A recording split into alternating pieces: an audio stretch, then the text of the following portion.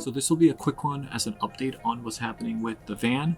I apologize for anybody that does not care at all about vehicles. The next kayaking video that I'm working on right now is going to be a discussion. Thank you, Neil, for sending in the great topic on back bands, sitting posture, and how that can affect your forward stroke. Some tips on that, as well as some videos to point you to better your forward stroke. So keep an eye out for that discussion. I'm going to put it out shortly. But the van I'm turning into my kayak vehicle that's hopefully going to be the one that allows me to travel, that allows me to take kayaks places. I'm slowly trying to make it more reliable, and I've been getting a lot of questions, especially just recommendations on people that are thinking of maybe getting into an older vehicle or a camper and all the things that go along with it. So the main question I keep getting on the van is it worth it? These are older vehicles, right? And they need lots of money, lots of time, lots of effort to keep them running, to make them reliable. When it came to us making the decision for this van, I looked for something very specific and something that I felt like I could tackle most of the mechanical work if I needed to, so I could get it to a place that it would be reliable. It isn't yet.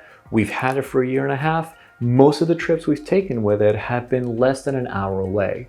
But in those trips, we've had a lot of fun because it almost felt like we were cheating. We can go to a camp spot, we could open it up, but in every single trip, there was something, some new thing that I found that had to be addressed. Now, I've also been getting questions on progress on how things are getting fixed, etc. For a while, I didn't have a space to work on it, so many of the problems that I had, even last year, I couldn't really get to. I didn't have a place to work on it. Now I have access to a garage and I have it here with me, so finally I've been able to make a lot of progress in some of the areas that were not really getting fixed. So the number one thing that I was having with the van was sluggishness and hesitation whenever it rained a lot. Who are you talking to? This little camera here. You see the camera? Oh, yeah. Lots of electrical things to check into. To the camera? I am talking to the camera. I'm telling them what we're doing to Hobbs.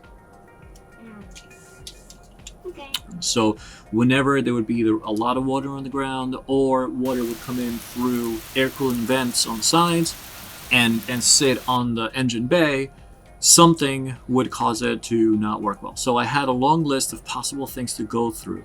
I've gotten through two of them, which have solved a lot of things. First one was one of the spark plugs still had a tip in it from a previous owner. Instead of the tip being removed so the sleeve could go on the spark plug all the way, I think that was causing the sluggishness in that you could tell that the tip and the connection that were not sitting on top of each other was corroded at the tip. And I think what was happening is anytime it got too wet in the engine bay, it would then try to run on 3 cylinders. So after fixing that, after the next storm, it still died on me. And I was able to fix that by, first on my list was cleaning all grounds, and that has been solved. Now I'm going to be doing a couple of other things to solve the next problems, but on my list of things to then fix as well is I possibly have a bad head gasket.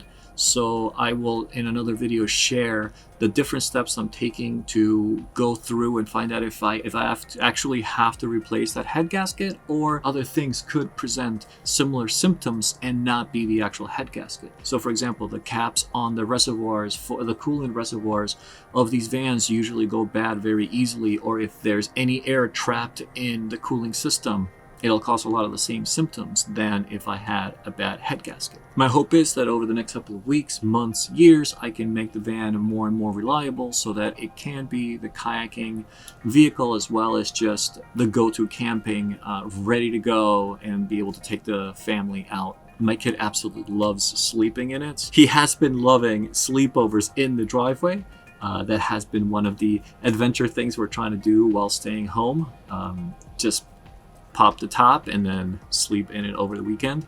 But and for that I only have to be able to push it 20 feet or make it run just a little bit in and out of the garage. So if you have any questions about the van in general, if you have any suggestions, I'm always open to hearing what anybody has to say about possible problems. The Samba is a fantastic website where I've been able to get just so much information on possible things to look at. Some of the mechanics on there and just are so helpful with questions and answering all sorts of, and also it goes back so far in time that you can find almost every single problem you can think of. someone has had it before, and then everyone will chime in and give possible solutions to figure out what to do to fix it. Also, having the manual helps tremendously. Anyway, if you have any comments, anything, please drop a line below. As always, look more at Kayak Hipster. Thank you for watching. See you next time.